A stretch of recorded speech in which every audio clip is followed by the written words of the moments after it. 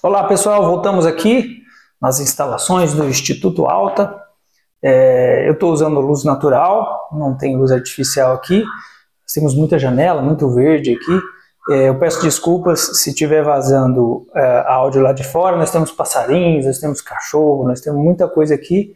Eu espero que o áudio chegue bem aí para vocês, mas até dá um clima bom aqui, é muito gostoso. E é um local bem legal de gravar. Nós fizemos a primeira gravação e agora eu vou seguir, né? Rapidamente, em meia hora, a gente consegue conversar. Nessa aula 2, redes neurais e emoção, do módulo 1, que é a introdução, nós vamos tentar dar uma esmiuçada do ponto de vista da neurociência, né? Acaba se tornando conhecimento comum, né? Hoje em dia muita gente fala do vício da dopamina, ocitocina, o hormônio do amor, serotonina isso, no remédio não sei o que, aumenta a serotonina, aumenta a felicidade. Então acaba que nós temos muito conhecimento científico sendo conversado, às vezes em rodas de família, e às vezes de maneira superficial a gente não consegue entender bem, mas a dopamina causa aumento do leite, da prolactina, e a dopamina também é o hormônio que nos motiva a fazer as coisas. Como é que funciona isso? Então, só para a gente fazer um resumo, para quem não tem nenhum conhecimento, eu vou pedir para vocês que já têm conhecimento terem um pouquinho de paciência. Nós temos a célula básica do nosso cérebro, que é o neurônio, certo? Que é uma célula altamente diferenciada, quer dizer, ela é uma célula muito chique, né? Ela tem uma estrutura muito diferenciada, mas ela tem origem lá na primeira célula do embrião, né? Quem tiver um pouquinho mais de curiosidade, eu escrevi um livro que se chama O Condomínio. Escrevi um livro para o meu filho na ideia de como é que eu vou explicar para ele como é que surge essa questão da evolução. E a ideia do condomínio é essa, que o nosso corpo é um grande condomínio, com cerca de 3 trilhões de células. Aí todas as células são iguais do ponto de vista de formação, mas com o tempo elas vão se desenvolvendo de maneira diferente, assim como os seres humanos, né? A gente nasce bebezinho ali, daí depois uns ficam maiores, outros ficam menores, mais gordinhos, mais fortinhos, como se estivesse morando num condomínio. E lá num condomínio tem pessoas que trabalham na área de TI, pessoas que trabalham na construção civil, pessoas que trabalham no comércio, cada uma com a sua função. E o nosso neurônio, ele tem uma função que é de informação. Ele absorve informação do meio externo, absorve informação do meio interno, que é o nosso corpo, e tenta equilibrar as reações para manutenção da vida. Basicamente é isso. Tem eu estava falando do meu livro, o Antônio Damasio é um dos neurocientistas que eu baseei o meu livro, que se chama O Condomínio. Está lá na Amazon, dá uma olhadinha lá. Marketing. Enfim, gente, o livro eu escrevi para o meu filho, está lá, eu coloquei, se vocês tiverem interesse. Foi o primeiro que eu fiz com figurinhas por inteligência artificial. Ficou muito legal. Tem 2 gêmeos, o Danny e o Remy. É um livro para criança, mas com informação científica, né? É difícil de falar porque foi eu que escrevi, então para mim parece que é legal o livro, mas aí vocês têm que ir lá e dar a opinião de vocês. Eu posso deixar o link aqui depois, vou colocar o link aqui depois para vocês.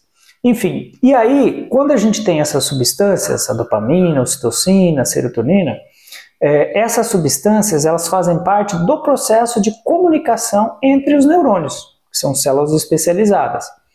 As células musculares, elas usam outro processo de comunicação entre elas. Todas as células se comunicam, assim como todas as pessoas no condomínio se comunicam. É como se o cérebro fosse o local de reunião do condomínio, né? Onde mistura o pessoal e o síndico, né? Então, quem mora no condomínio manda as informações para o cérebro, e o que vem de fora também recebe informação. E esse equilíbrio é para manutenção da vida. Então, vamos dar um exemplo bem simples. O nosso corpo ele tem a temperatura interna em torno de 38 graus, certo? A gente mede na axila, dá 37,5 e tal, porque aqui fora, mas aqui dentro do nosso corpo é em torno de 38 graus. Se aqui fora está muito frio, né? significa que o meu corpo vai perder calor e se não houver alguma ação do organismo, nós vamos começar a esfriar. E se for muito frio, nós podemos congelar e morrer por uma circunstância que se chama hipotermia, né? Então, o organismo, ele, através dos sensores que a gente tem na pele, são sensores térmicos, né? E pela nossa capacidade visual, né? Enfim, respiração, tem uma série de sensores, né? Se a gente vê lá na neve, né? A gente está vendo que está frio. Essas informações, esses inputs, são jogados lá no cérebro.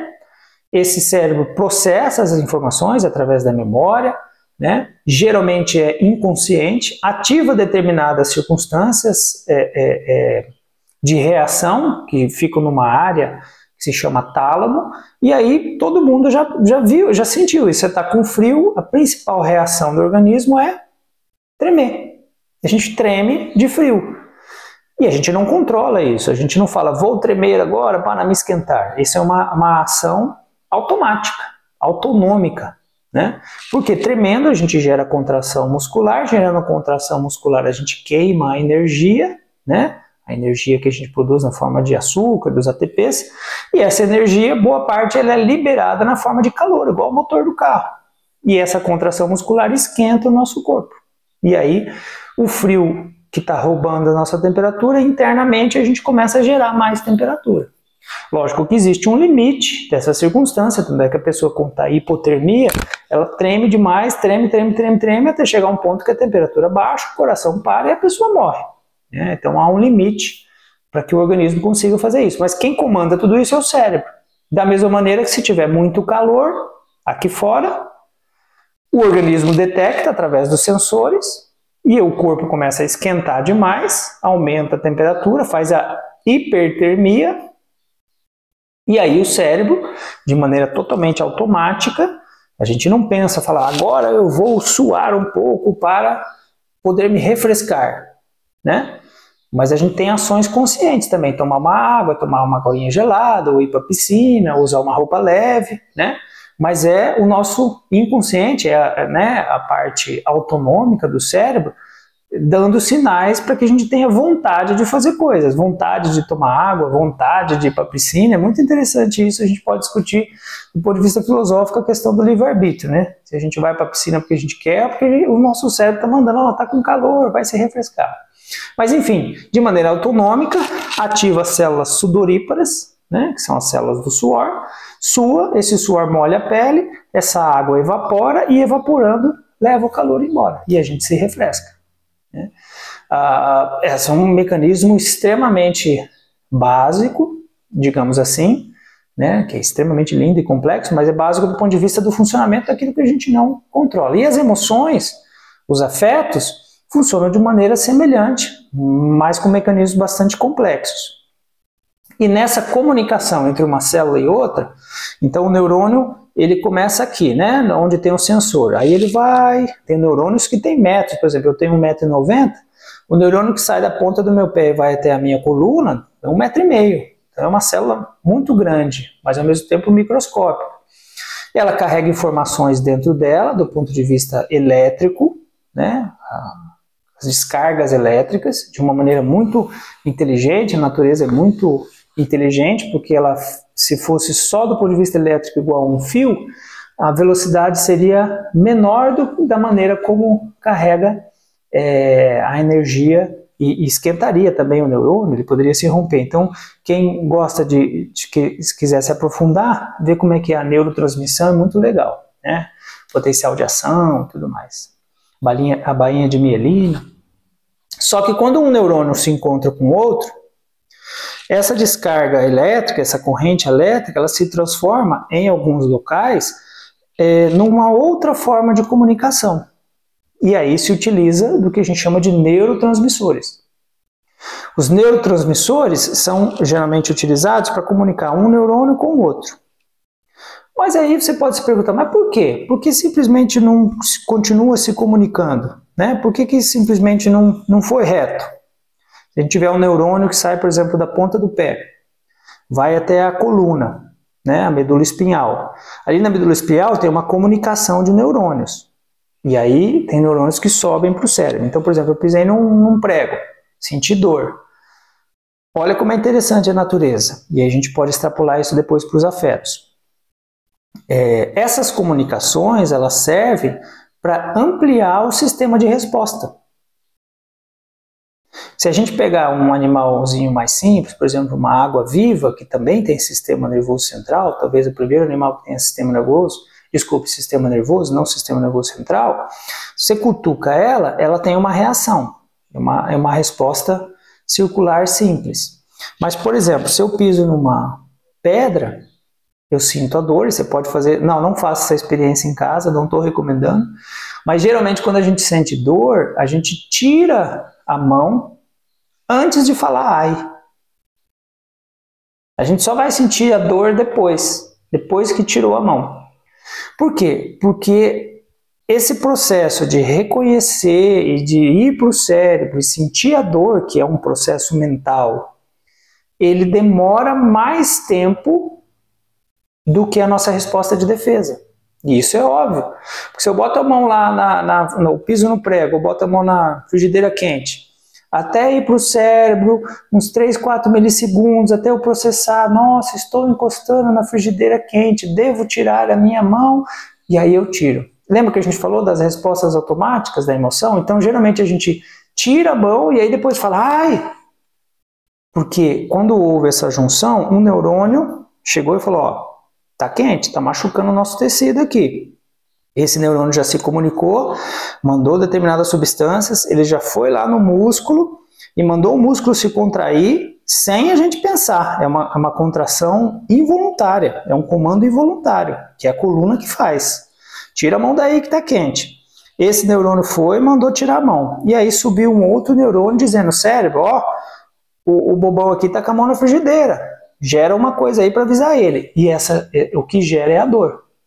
Por isso que a dor tem vários tipos, desde a dor física até a dor emocional, mas o princípio da dor é basicamente o mesmo, dizer, olha, existe alguma coisa que está machucando o seu organismo, você como um todo, seja física ou emocional, quando a gente vai falar da dor emocional.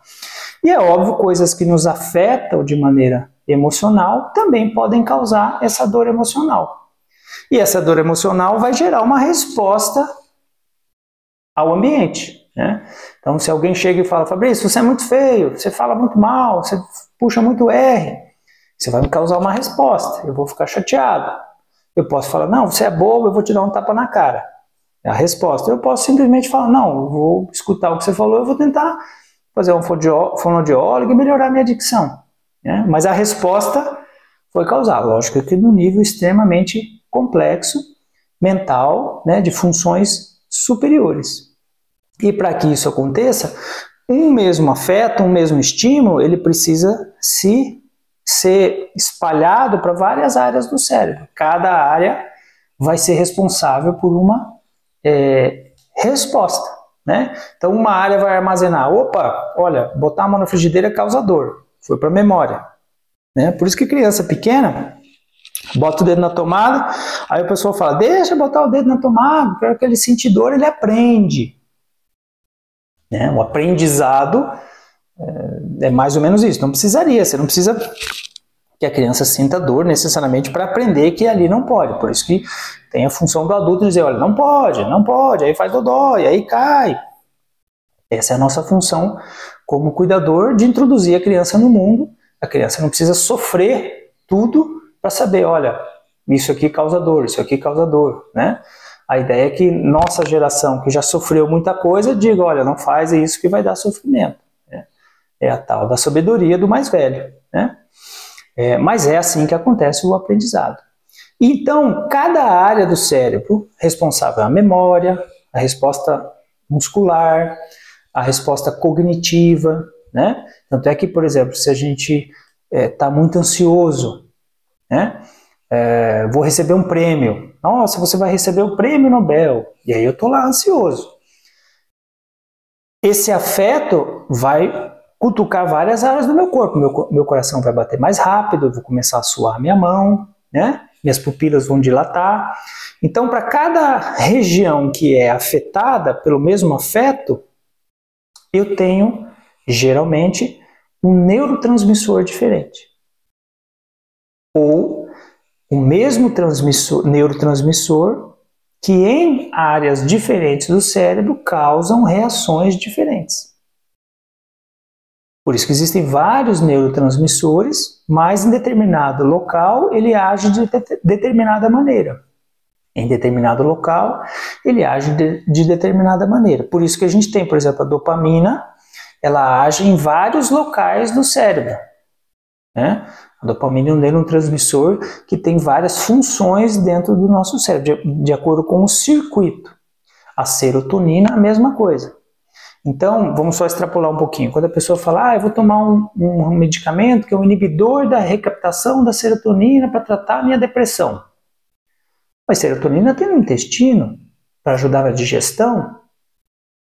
Como é que funciona? É exatamente isso. O neurotransmissor ele pode ter mais de uma função dependendo do local onde ele está, né? Por isso que às vezes a gente tem na medicação o efeito indesejado.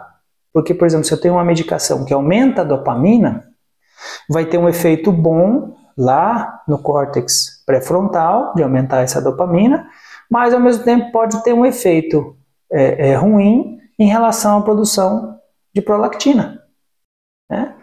Que é o mesmo hormônio dopamina que ajuda a produzir a prolactina, né?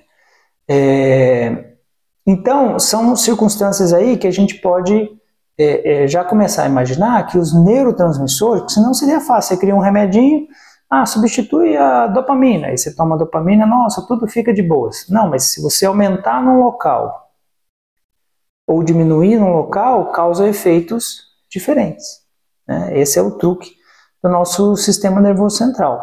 E aí existe um balanço, um equilíbrio em relação a isso. Porque senão poderia acontecer uma coisa que se chama feedback, né? Então se eu aumento muito a dopamina, eu aumento muito o efeito, aí eu aumento muito o efeito, aumenta muito... Então existe uma regulação, aumenta a dopamina, já diminui, aumentou demais a dopamina aqui, já produz substâncias que destroem a dopamina para não aumentar demais, então é um sistema bastante interessante, nós não vamos entrar em detalhes aqui, mas é muito legal se vocês quiserem depois seguir adiante na questão do funcionamento dos neurotransmissores. É muito legal, né? E aí nós vamos extrapolar para a questão da neurociência do afeto, né? Então, lembra que a gente falou dos sensores, né, da pele, falamos, e a gente pode ver todos os 5 sentidos, né? A maneira como a gente interage com o mundo é através dos nossos 5 sentidos, né? Quem tem todos, né? Pessoas portadoras de deficiência, às vezes falta um sentido ou outro. Então, tudo que afeta um dos sentidos, tudo que estimula um dos nossos sentidos, vai afetar toda a circuitaria cerebral, né? Gerando o afeto positivo ou negativo. Então, por exemplo, se a criança recebe um abraço, está chorando lá no berço, na aula passada a gente falou da questão da ansiedade de separação, né? O bebê está dormindo, né? Ele estava dormindo no colo da mãe, a mãe colocou no berço para ir fazer as coisinhas dela, mas quando a criança acordou, falou, peraí, eu estava com a minha mãe e agora estou aqui no berço sozinho, bora chorar para chamar minha mãe. Isso gera ansiedade de separação, a criança está com medo, está com uma afetação, vamos dizer, negativa, né? Aí a mãe chega, abraça, conversa com o bebê, né? Às vezes coloca para mamar de novo. Esse contato com a pele, ouvir a voz da mãe, sentir o gosto do leite materno, lembra dos 5 sentidos? Tudo isso vai gerar uma resposta, um afeto positivo. E aí vai um caminhozinho para a memória, vai outro caminhozinho para a resposta física e a criança para de chorar. Cada caminhozinho desse tem um neurotransmissor. Por isso que muitas pessoas falam, a ocitocina é o hormônio do amor, né? Hoje a gente sabe que a ocitocina ela tem efeitos também diferentes dependendo do local, né, que ela vai agir. Hoje, por exemplo, nos centros obstétricos se usa a ocitocina para ajudar no parto, né? E a gente sabe que a ocitocina também ajuda na liberação do leite materno. E a gente sabe que a ocitocina, na forma de spray nasal, também ajuda a pessoa a melhorar os vínculos sociais, né? A ocitocina é uma substância muito estudada, uma moléculazinha muito pequenininha, prima da vasopressina, né? que é uma molécula um pouquinho diferente, mas bem parecida com a ocitocina, produzida lá no mesmo local, né, do cérebro. As duas são produzidas no cérebro. E a vasopressina ajuda a regular a pressão arterial. E já tem estudos que estão investigando que deficiência de vasopressina ela é um indicador da possibilidade de autismo. Então olha como é interessante isso. É uma molécula, o ocitocina, dito o hormônio do amor. Não é bem assim, né? Ele é em algumas circunstâncias ele é um hormônio que facilita a conexão social. Isso tem explicação, porque a mãe aumenta a ocitocina, contrai o útero, diminui o sangramento no pós-parto, aumenta a facilidade do leite e predispõe a mãe, do ponto de vista emocional, a acolher aquele bebê que acabou de nascer, que ela nunca viu, né? É o filho dela, mas nunca viu, e ela tem aquela emoção. O pessoal, alguns chamam de partolândia, não sei se você já ouviu falar esse termo, mas é isso, a mãe está lá num estado emocional causado pelas substâncias que são liberadas pelo trabalho de parto. E aí a gente pode também imaginar a diferença entre um parto normal e um parto cesariana, né, que vai afetar o neurodesenvolvimento do bebê, já tem estudos sobre isso também. E é isso, então toda vez que a criança recebe um desses estímulos, por exemplo, é abraçada, pega no colo, escuta a voz carinhosa da mãe, já tem estudos que falam da questão do mamês, né, de falar com a voz fininha, meu filhinho, bonitinho, essa voz fininha que eu não consigo fazer, ela pega uma faixa que é a faixa auditiva melhor do bebê, né? Então o pessoal fala, a voz da mãe acalma. Realmente, a voz da mãe acalma, ativa neurotransmissores que geram um afeto positivo no bebê, um afeto de segurança, um afeto de tranquilidade. Da mesma maneira que eu posso usar o mesmo estímulo tátil, causando dor no bebê. Se eu pegar uma criança e bater nela, né, como uma forma, antigamente se usava a forma de educação, de punição, eu também estou gerando um afeto nessa criança, também estou gerando memória, também estou gerando liberação de neurotransmissores, né, e também estou moldando o cérebro e o desenvolvimento dessa criança, né, na maioria das vezes de maneira negativa. Né. A punição física hoje se sabe que não é a melhor maneira de você desenvolver a criança, né? Porque você está ensinando a resolver problemas com violência, né? E da maneira como a gente vive hoje em sociedade, isso não é legal.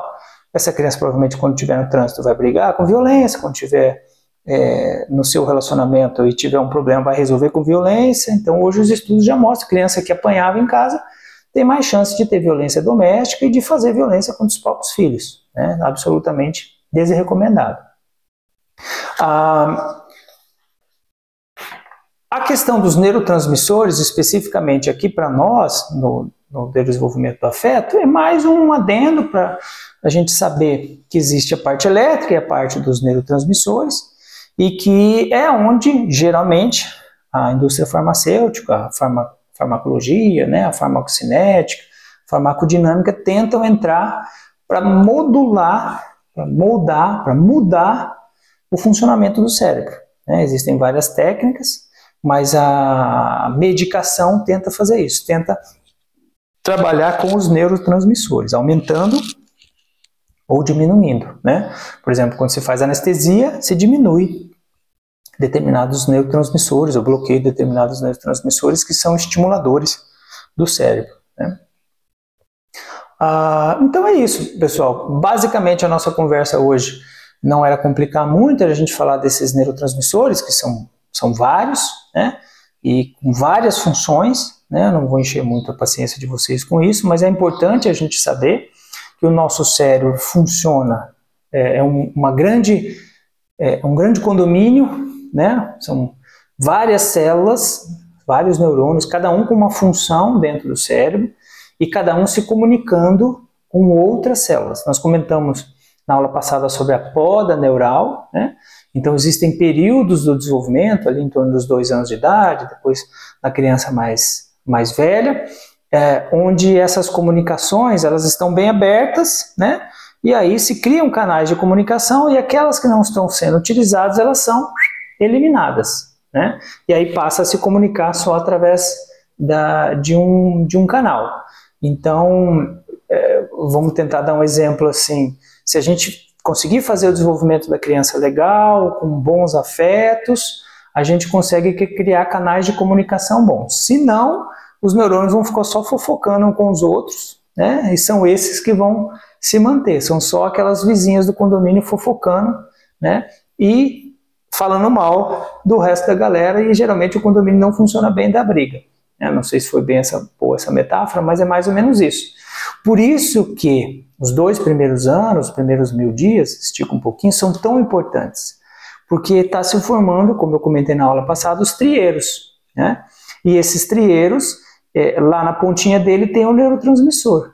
Então, por exemplo, se eu crio um trieiro onde eu ativo muito determinadas substâncias em determinados locais, respostas ao medo, respostas a perigo, muita ansiedade na vida dessa criança, a gente comentou crianças que crescem em circunstâncias de violência urbana ou de abandono, negligência, é óbvio que o cérebro dela vai ser moldado para tudo ser perigo, tudo ser ameaça. Tudo que vem de fora pode ser uma ameaça. Ela não tem a tranquilidade, não, se eu chorar minha mamãe vem. Não, se eu chorar ninguém vem, eu tenho que me virar. E isso para a criança é uma ameaça. E naturalmente, se o meu cérebro desenvolve de tudo é ameaça, eu nunca vou ficar tranquilo. E eu nunca ficando tranquilo, eu posso esticar um pouquinho e falar que depois, lá na frente, eu vou ter o tal do transtorno de déficit de atenção e hiperatividade, né? Eu vou ter uma série de circunstâncias onde eu nunca estou tranquilo. Eu estou sempre preocupado, estou sempre indo para lá, sempre indo para cá, não consigo prestar atenção na aula, porque se eu ficar prestando atenção numa coisa só, pode acontecer uma coisa ruim. Então eu tenho que estar sempre, todo o tempo, olhando tudo, que a gente chama de hipervigilância, né? Então faz todo sentido a gente entender os transtornos que a gente enfrenta na pediatria, na psiquiatria pediátrica, quando a gente entende o funcionamento e o desenvolvimento do cérebro. E é essa a nossa proposta, né? Distribuir essa informação do ponto de vista não tão profissional, mas do ponto de vista leigo, para que pais, educadores possam entender que a criança ela é um desenvolvimento, e esse desenvolvimento vai chegar em algum momento, se for positivo, vai se manifestar de maneira positiva, e se for negativo, vai se manifestar de maneira negativa. Mas a plantinha no começo era a mesma, né? O que vai definir para que lado ela vai crescer é o ambiente, somos nós adultos, né? Porque hoje em dia se tem, e a gente percebe isso no consultório, a gente percebe isso na clínica, que tem essa ideia, não, a criança nasceu assim, né? E a criança ela acaba não tendo saída, ela é assim, e as pessoas acabam tratando ela assim, mas espera aí, não, a criança não nasceu assim, ela se desenvolveu assim, né? E quando a gente vai fazer a abordagem, principalmente na intervenção precoce, a gente tem a oportunidade de identificar e de ajustar isso para que a plantinha volte a crescer no que está programado na sua genética, né? Essa é a sua ideia, né? Essa é a nossa ideia, tá bom? Pessoal, por enquanto é isso, fechamos a segunda aula do módulo 1, de introdução à neurociência do afeto. Afeto é tudo que nos afeta, né? Então, é o que nos transforma internamente, e o ideal é que a gente possa, principalmente nos primeiros 1000 dias, nos 2 primeiros anos da criança, fazer com que esses afetos sejam positivos, né? Do ponto de vista de trazer o melhor desenvolvimento para a criança, que é o que a gente vai comentar nas próximas aulas. Obrigadão e até lá!